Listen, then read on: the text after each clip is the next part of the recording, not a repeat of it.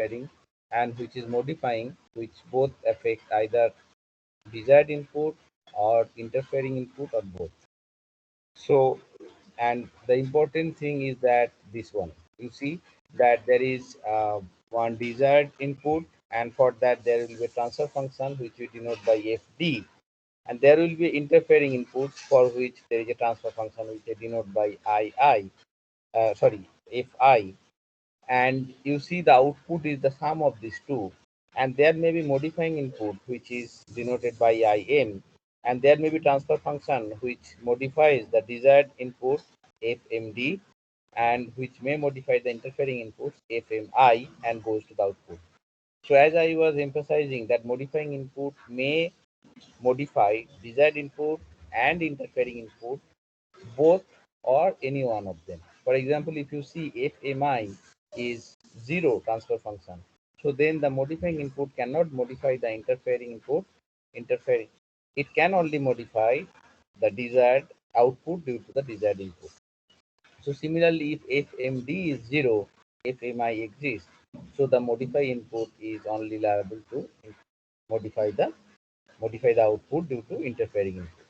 And you see the output is the sum of two, that means which comes out of the desired input and interfering input, and the output is the sum of two. So but what we want, we don't want this in or the output from the any interfering input, we only want the output from the id or using ft. So as the interfering inputs and modifying inputs are here, so our output is erroneous. So from that output, we cannot calculate the desired input. So our measurement system becomes erroneous. If our measurement system is erroneous, it is very difficult to work with. So we need to plan different strategies so that we could minimize the effect of interfering input. I must say minimize because it is very difficult to say eliminate. We cannot eliminate really. So so that we can minimize the effect of interfering input and we can minimize the effect of modifying input as well. So as you see, now today we will discuss how we can minimize the effect of interfering input and modifying input. Okay, so the background is clear. Now there are a few methods. So uh, so there are a few methods that are used to minimize the effect of interfering and modifying inputs. So the methods are method of inherent sensitivity, method of inherent sensitivity, method of high gain feedback, method of calculated output correction, method of signal filtering, method of opposing input. So there are five methods through which we could eliminate or we could minimize the effect of interfering and modifying input. So if you have any query, you can write on the meeting chat box or you can ask, as there is nothing in the chat box.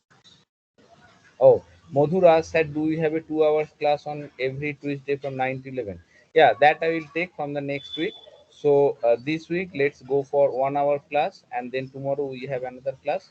And from the next week onwards, we will go like that. Okay. Thank you, Madhu, for clarifying. So today we have only 1 hour class.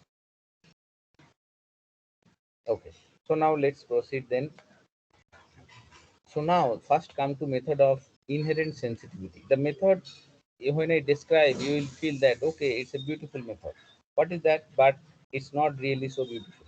What is that? This method propose that the design philosophy should be such that there should be the instrument or the measurement should be inherently insensitive to interfering and modifying input. So what I'm trying to say, that there may exist modifying input and interfering input, but we should design a measurement system such that it is extremely insensitive to the inputs which we call interfering and modifying input.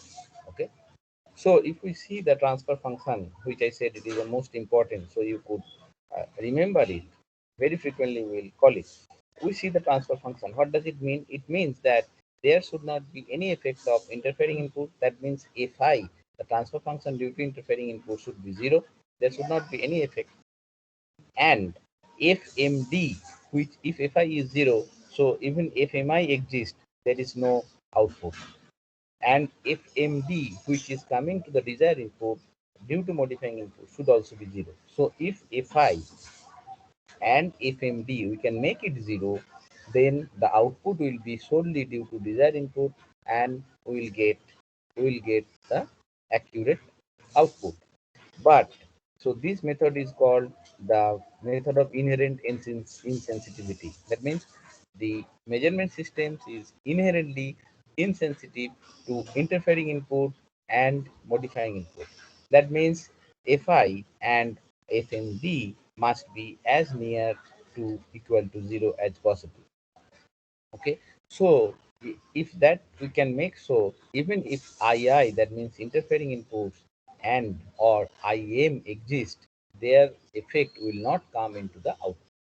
So this method looks very attractive, but is very difficult to implement. So if you can implement this method, it is the best way you can design a measurement system. But in most of the cases, we cannot implement a method such that we get inherent insensitivity to interfering as well as modifying input. Okay. Next, proceed. Next method.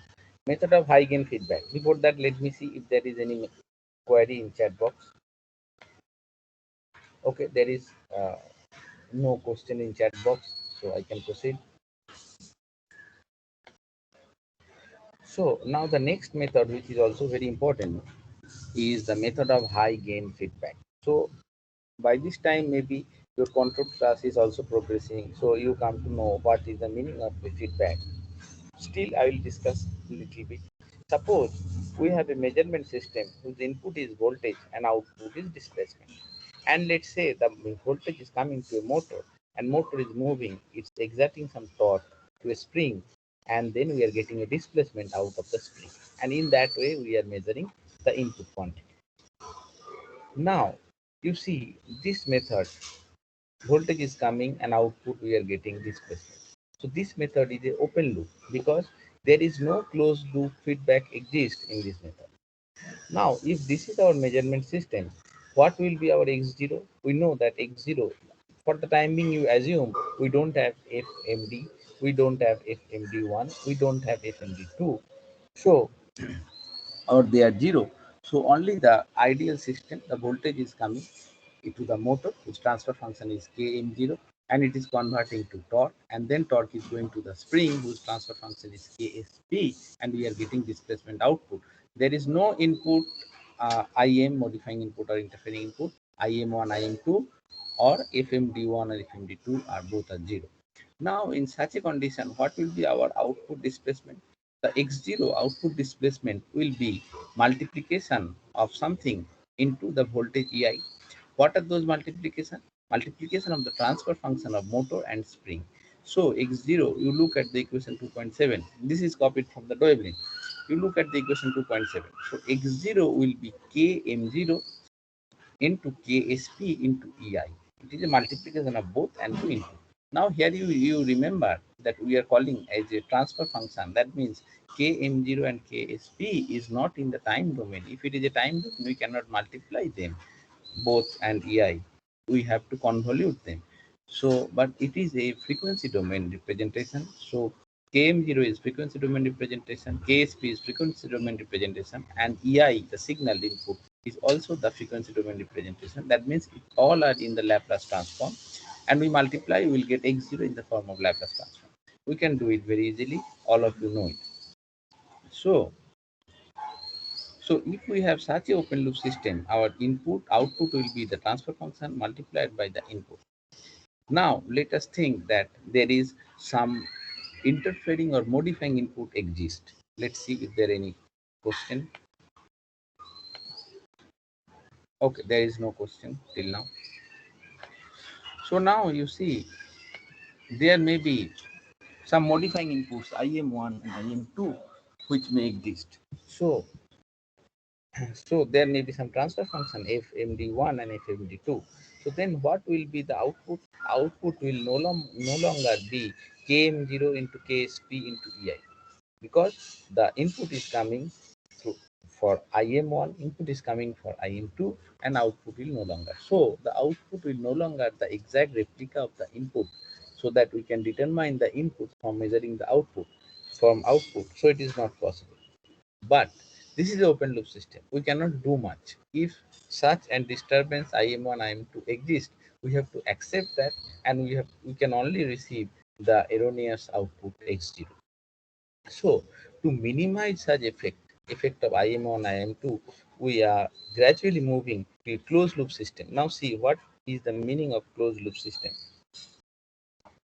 Here I draw one block diagram of a closed loop system. It is also from Veblen. Now see, in closed loop system, what do we have? We have motor, we have spring, we have amplifier that they have given. You can also ignore the amplifier. Generally, the amplifier exists. The reason I am telling, the reason is that the X0 is now feedback. So the feedback device is K, device transfer function is KFB. What does it mean? It is basically a measuring device which measures the feedback X0 with happy transfer function. That means it has a dynamics, and the output of the feedback is going to the comparator, which is subtracting the set point or input EI with the E0, and if there exist, if they are not equal, the difference is going to another um, block which is called amplifier, which is amplifying the difference, uh, and then it is sending to motor, and then motor signal to spring, and then output X0. Now you see this is the closed loop system, because the output X0 we are feedbacking through a feedback device KFB, and we are subtracting it with the EI, and we are getting output after subtraction, and then we are utilizing this subtracted signal to control. Now let's say if the subtraction, there is no subtraction is zero, there will be no output, no input to amplifier, there will be no output to motor, so there will be displacement will not change. If the subtraction exists, and the more the subtracted value, the more signal will go to the motor, and the motor will move more rapidly because the voltage is more, and then displacement will change more rapidly. Okay. So ultimately what will happen, the displacement will be X0 will be at some point as the EI, so that these subtracted signals become zero, and at the steady state X0 stabilize. So this is the concept of the feedback system. Now with the help of feedback system, we can minimize the effect of undesired inputs. So what are those? Let's say IM1, IM2 and IM3, IM4, all are the undesired inputs. They are coming to amplifier, motor, spring and feedback device, and everything is in the closed loop system. Now let us try to see it from this figure, how we can. So earlier we said X0 will be this into this into this. Now uh, uh, let's see how the X0 will be if we work in the closed loop feedback system. Now tell me if you understand the closed loop system. It is very important concept in control system. You are also reading that. So let me see if there any question in the chat box. There is no question in the chat box. So I feel that everybody understood. If you not, you can ask question if you have slight doubt or anything. Now let's proceed. So as we see that, as you see the closed loop system, it give the feedback, measure the output X0, give the feedback, and then subtract it, and the subtracted signal goes to amplifier, then it goes to motor, and ultimately the subtraction happens, and the motor keep on rotating till the X0 is such that it's a EI, it's a multiplication of EI. So now if we see that what will be our equation if you try to write. Now you see EI and E0, you note it. EI is the input, E0 is the feedback voltage. So EI minus E0, so this is the subtracted voltage multiplied by KAM. So for the timing, let's think there is no IM1, IM2, IM3 and IM4, then how the system will look like. So you see that the EI is the input, E0 is the feedback signal. So we subtract it, EI minus E0, multiplied with KAM, then multiplied with KM0, then multiplied with KSP. That will be equals to EI minus. Now let's think about what is E0. E0 is x0 into KFB. All are in Laplace domain. So x0 into KFB is the EI. So x0 into KFB and x0 into kb. So ei minus kb into x0 multiplied by km0 ksp. What is that? That is the output, and the output is x0. So we wrote the output is x0. So from the equation 2.8, if we write it multiplied and left hand side we send it to the right hand side, so it's become ei km0 ksp will be equals to 1 plus, because x0 we take out, 1 plus km 0 ksp kb. So and then what will be the x0? That means output, it will be the km 0 ksp by 1 plus km 0 ksp kb multiplied by ei. So this is the expression of input output expression in absence of all the modifying inputs. Now suppose that we design KM. So you see what is in our hand. KM amplifier design is our hand. Motor is not in our hand. Spring is not in our hand, because this is a part of the measurement system. Now the design of amplifier KM is our hand. So we can design KM to be very large, very high gain amplifier. Just 1 minute, one call is coming. Just I'll mute.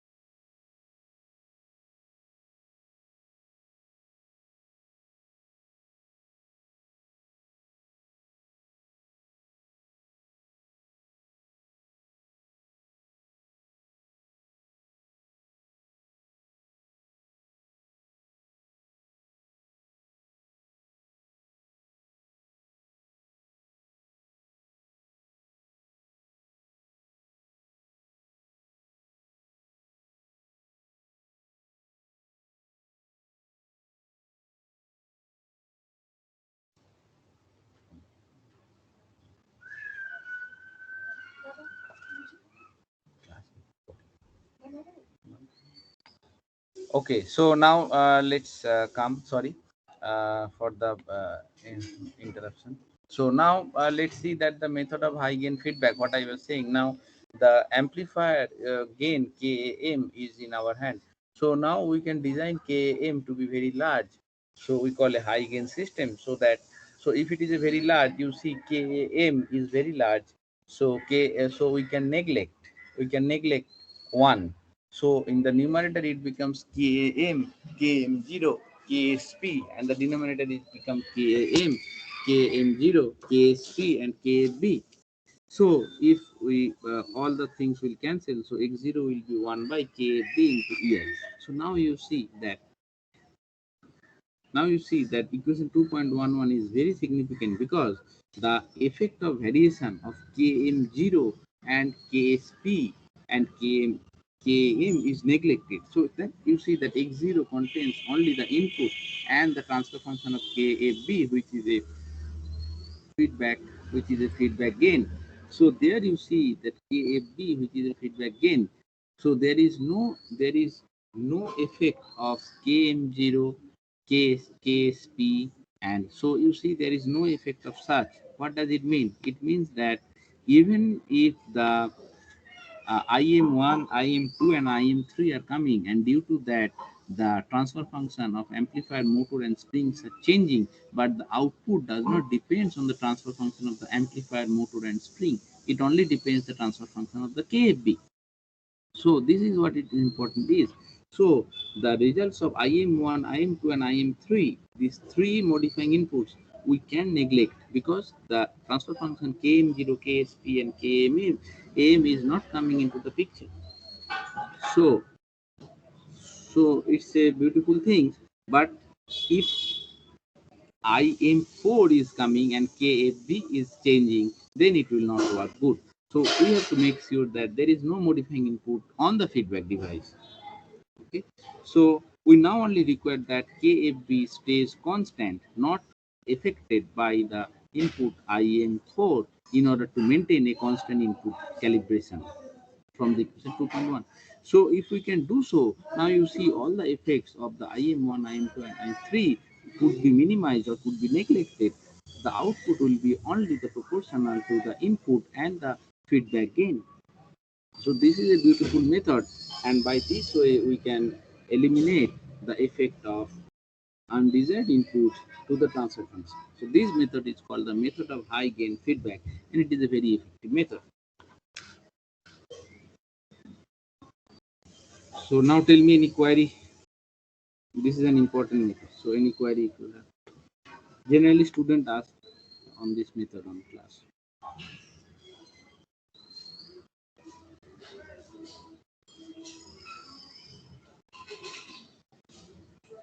Okay, still there is no query, so I can proceed. So at least you can write that you understood or something. So it will be good for me to see that.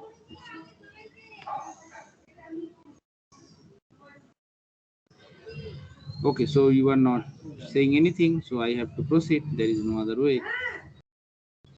So let's proceed now. So, so the next method is, so we discussed two methods. The next method is method of calculated output correlation. What is that? So this method requires one to measure or estimate the magnitude of the interfering and modifying inputs, and to know quantitatively how they affect the output. So then it is possible to calculate the correlation which may be added to or subtracted from the indicated output, so as to leave only the component associated with the desired input. What does it mean? So in this method, we calculate what is the output due to the interfering and modifying input, and try to estimate the magnitude which is interfering with the output for desired input, and then intentionally add or subtract that magnitude, so that ultimately our output becomes only due to the desired input. Okay. So since most measurement system today can afford to include a controller, computer, or microcomputer to carry out various functions, such type of things can be easily incorporated. So this type of things, when we easily incorporate, we call it as a smart sensor. Okay. So now let's discuss, give some examples. Suppose we are trying to measure in a manometer, and there is the gravitation. So I said that when you calculate something that is on the sea level, and you calculate the same pressure difference on the hill, so there is a difference in gravity, so the pressure difference will change.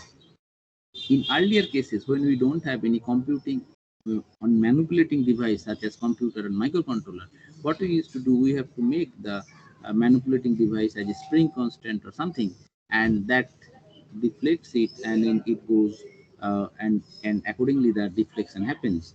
But nowadays we have the microcontroller and all the things. So if the gravity or some other things is changing due to the density, due to the height change or something else, that modified gravity can be incorporated, and accordingly you can give it. We can get the um, exact output due to desired input. So in such method we call that calculated output correlation. The method is that your output is getting changed due to interfering or modifying inputs, but you calculate how much this is going to change, and then you calculate that and you subtract that so that your output becomes same as the desired input. So this is the method. So and this nowadays becomes very easy because nowadays computer and microcontroller exist, and it is very easy to calculate numerically and then do subtract or add and then multiply and then say that okay, this is the quantity. Okay, the next method is the signal filtering. Now you come to again this transfer function, this diagram. This is very important diagram, as I said. Okay, so here you see, always I was saying that this is the important diagram. Now, the filtering, how filtering can help to get the output which is only due to the desired input. So there are two types of filtering which can be used. There are two types of filtering which can be used. One is input filtering, another is output filtering. Suppose there exists the modifying input, there exists the interfering input, and we apply a filter such that the output is zero out of the interfering input, and output from the modifying input is also zero. So then we only get the output due to desired input. This is called the input filtering. And the output filtering is from the output we apply the filter such that the output due to the interfering inputs and modifying inputs they got eliminated. We get only the output due to the desired input. Let's see. So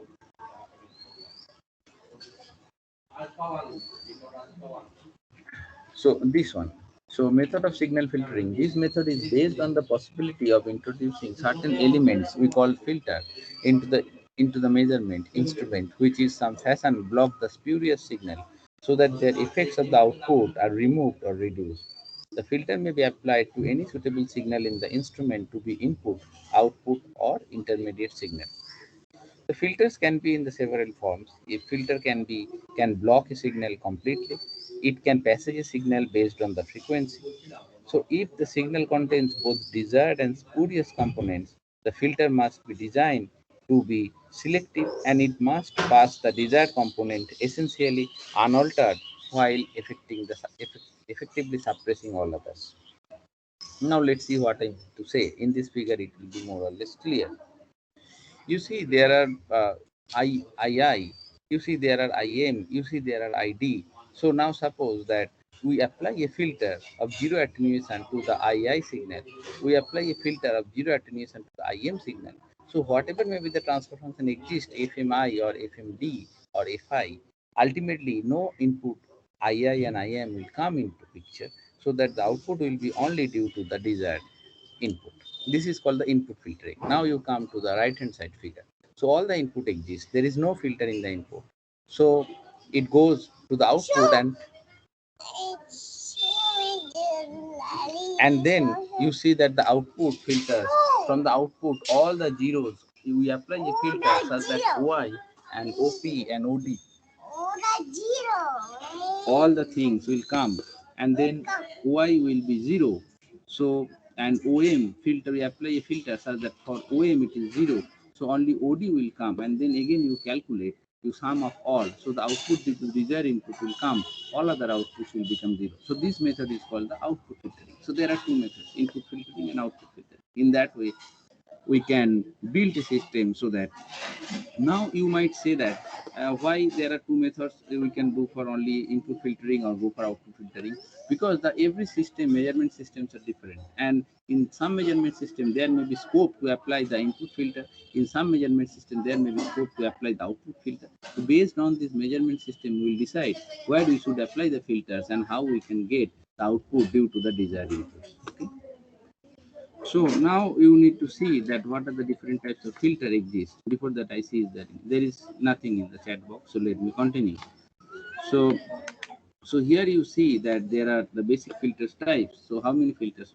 So filtering means that basically filtering means that it passes the signal. If it is the electrical, it passes the signal in some frequency range, but it blocks the signal in some other frequency range. So there are different types of filters. For example, you see the topmost figure is the no pass filter. That means whatever may be the frequency of the signal, it always block it. That means it's just discontinue or attenuate very heavily.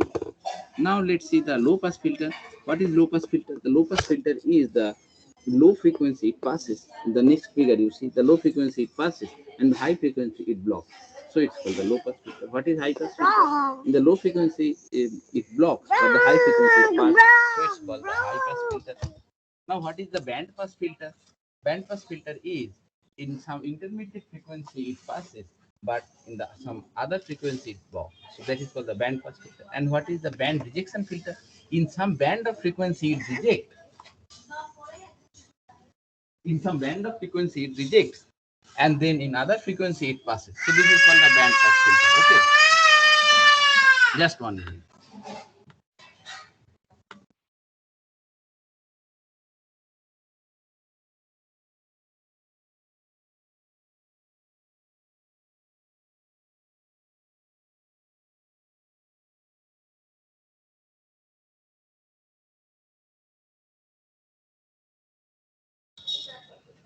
Okay, so can you repeat the output filtering? Okay, I am repeating output filtering, no issue. Now you come to this signal. So now you see there are three inputs: II, IM, ID, and the output coming out from FI is OI, and the output coming out from ID is the OD, and there are outputs which is due to the IM, which is called the OM. Now we apply a filter such that we apply a filter on the output O such that this filter makes the signal 0, OI signal 0. So, and there it makes the signal OM 0. So there is no output, but it does not change the signal OD. So then it's called, there are three signals. So it sum up. So output will get only OD. So that's what we only get the output due to the ID, not other. So in this way, we cancel the output due to the interfering and modifying input. Is that okay? Saurabh, is that okay?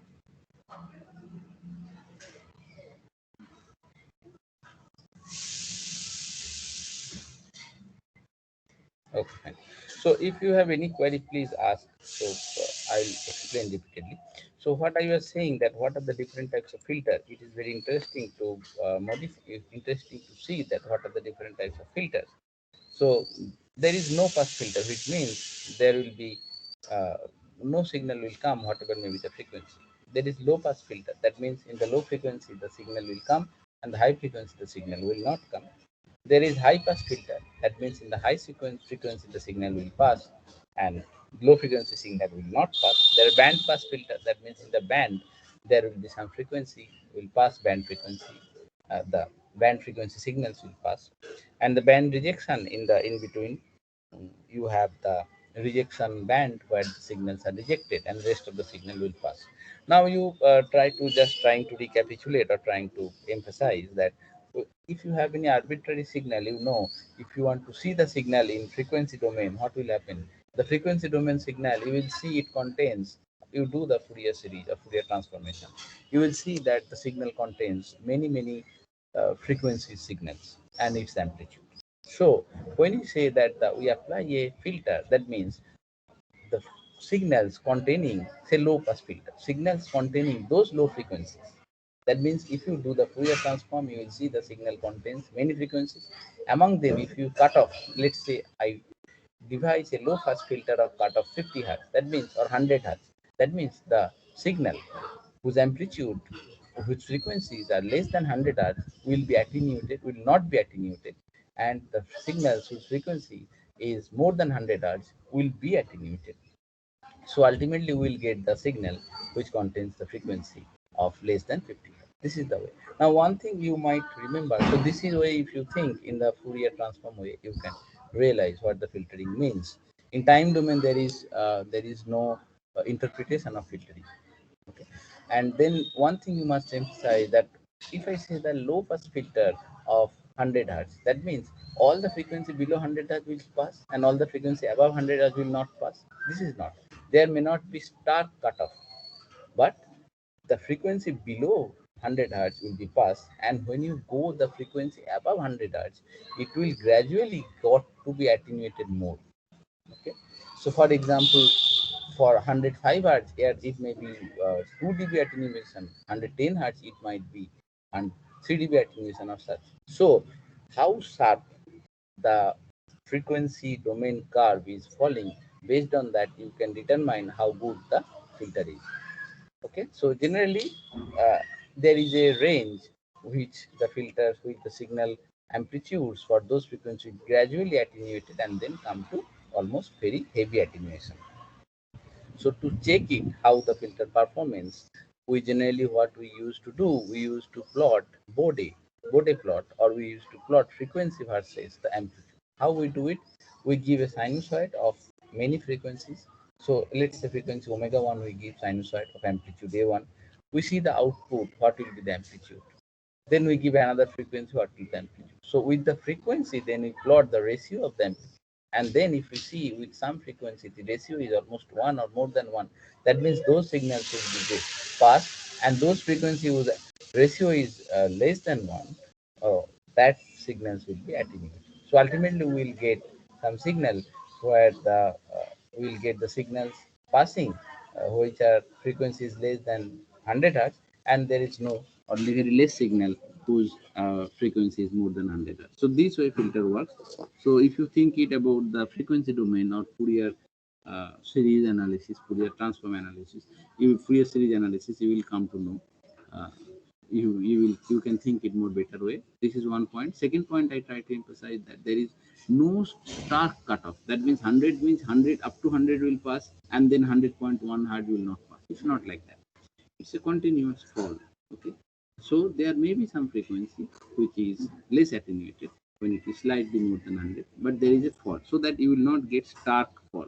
So here it's the frequency and the amplitude is the y-axis. So you see the low pass filter, there is a gradual fall. High pass filter, there is a gradual rise. So this way you must think. So, so these two things I want to emphasize. Now tell me if you have any query on this.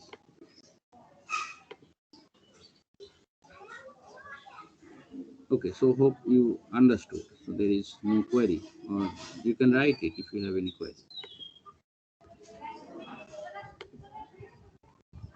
Okay, now this filtering method, how it can be applied to eliminate the effect of interfering and modifying inputs. Let's give some example. With the help of example, you will come to know very, you will realize it, you will appreciate it. Now, if you see that there is a, say, strain gauge, let's say give one example that there is a strain gauge, and you know the strain gauge signal processing is kind of Wheatstone bridge signal processing, where three arms are resistance, one arm is strain gauge.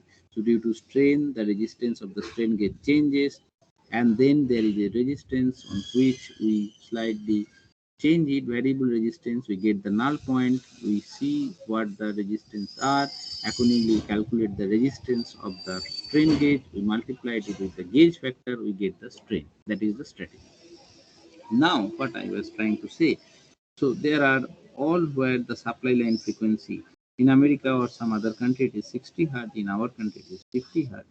So here they are saying 60 hertz. So there are so these are the interfering inputs where the 60 hertz or 50 hertz signals are coming and affecting all the measurements. So what we could do, there are various ways we could modify, we could design so that this effect can be nullified. So one possible solution is filtering the input signal. How we can do?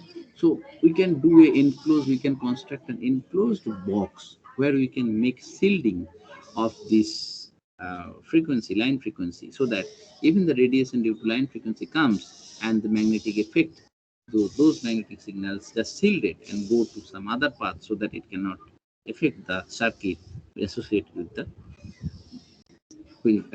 strain gauge. So this is called the input filtering. Interfering input exists, but we shielding the input so that it cannot affect the output. There is other possible solution. let's say filtering solution. How is that?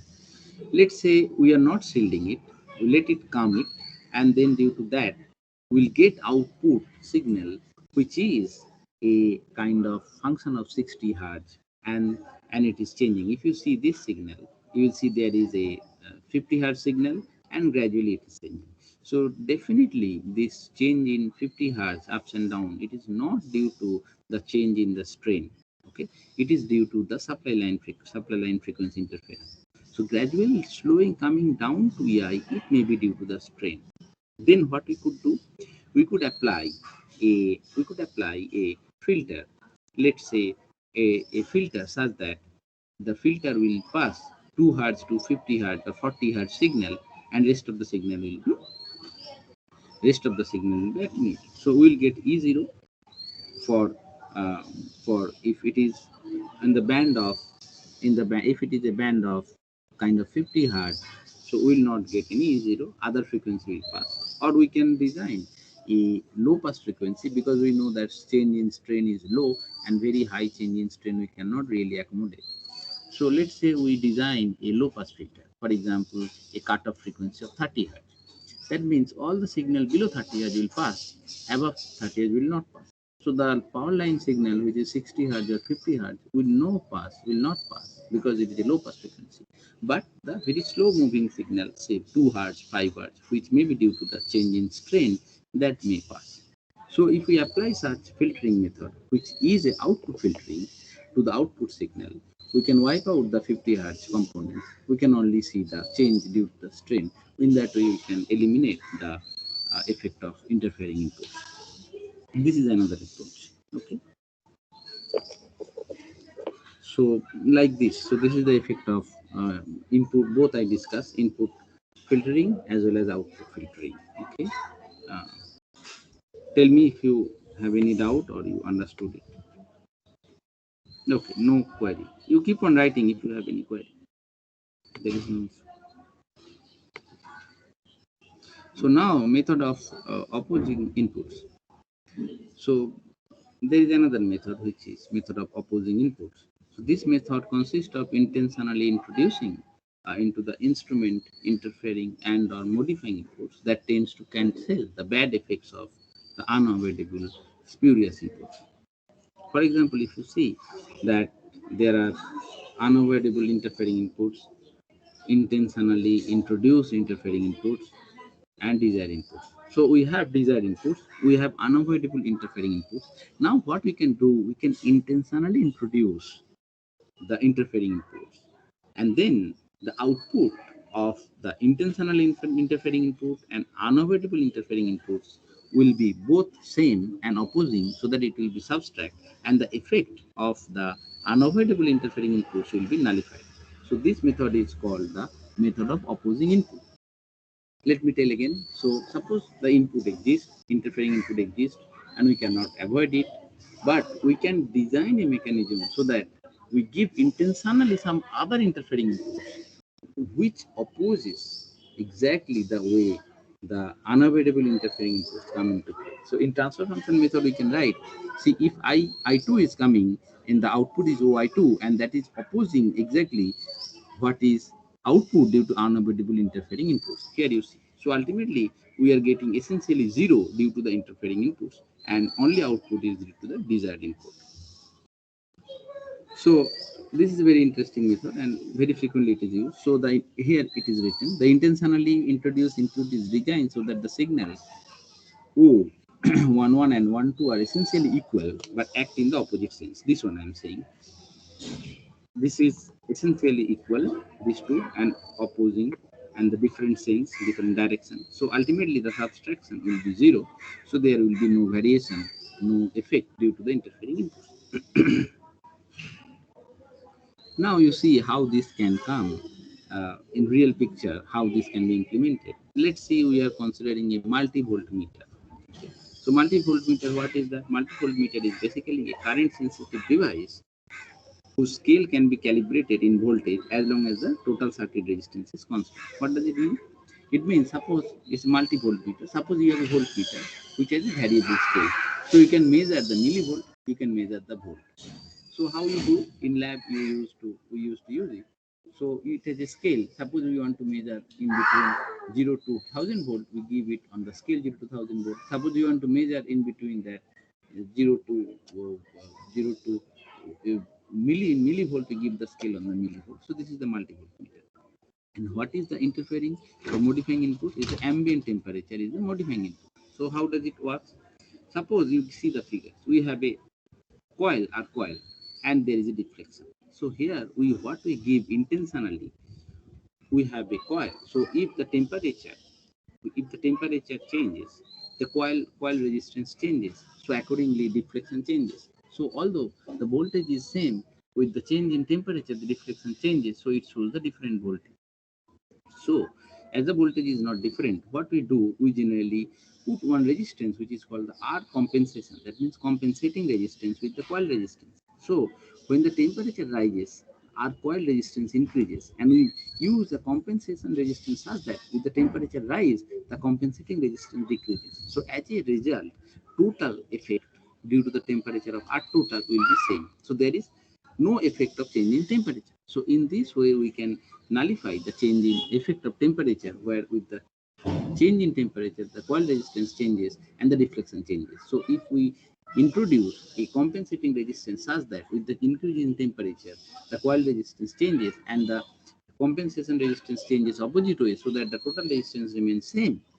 So, so that our deflection is not affected by the ambient temperature. So this way is called the method of opposing input. So here if we see it as a block diagram, there is a T ambient which is modifying input, and it is affecting the coil resistance FMD, and it is affecting the compensating resistance, and these are affecting such a way that both effect are opposite and same. So they are nullifying to each other, and ultimately no output is coming to FD. So the output is only due to the desired input. So this method is called the method of opposing inputs, which I discussed, and then this is an example of method of opposing input.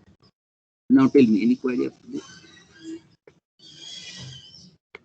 So we end, this is the chapter 1, we end it. So you tell me if you have any query. So let's recapitulate this quickly as we are going to end the class.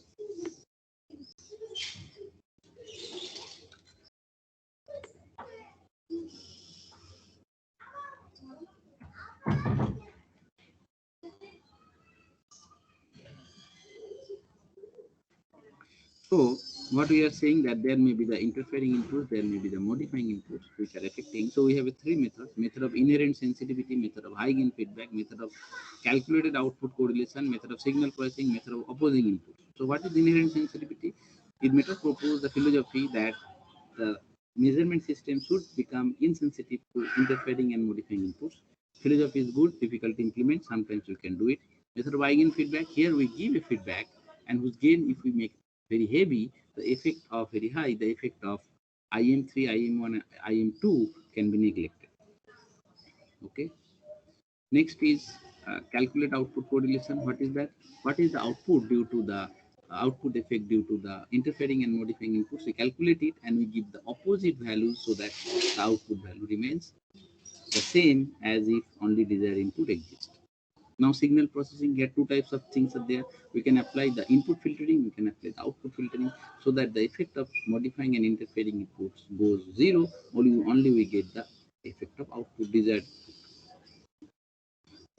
Now we give the example how the signal filtering works. Now the opposing input is that there is exists the interfering inputs. We give some intentional interfering inputs such that the both effect eliminates. We get output only due to the desired input. Here we give the example of compensating resistance, where the effect of that will be nullified. Effect of the ambient temperature, change in ambient temperature, will be nullified by the R compensating resistance, so that deflection becomes insensitive to the change in ambient temperature. So that's all. So chapter 1 we completed. So if you have any query, you can ask it. Now the time is also over. So I think there is no query. So at least you can say that you understood, because this is a very important concept. In this concept, we discuss how the different unwanted inputs, measuring, interfering, and the modifying inputs can affect our measurement system, and how could we design the strategy so that those effects can be nullified. Okay. So okay. So it seems there is no query from your side. Hope all of you understood it. So now we can end here. Our time is also over. Tomorrow we'll meet at our specific time. It is when it is tomorrow. When it is tomorrow, it is 11 to 12. So we'll meet tomorrow 11 to 12. Okay. So all the best. Now you can move for other classes. So thank you for attending the class. Attendance is still low. I expect more attendance. I don't know. You might not get sufficient input from me or something else. Anyway, so let's end here. Thank you for attending.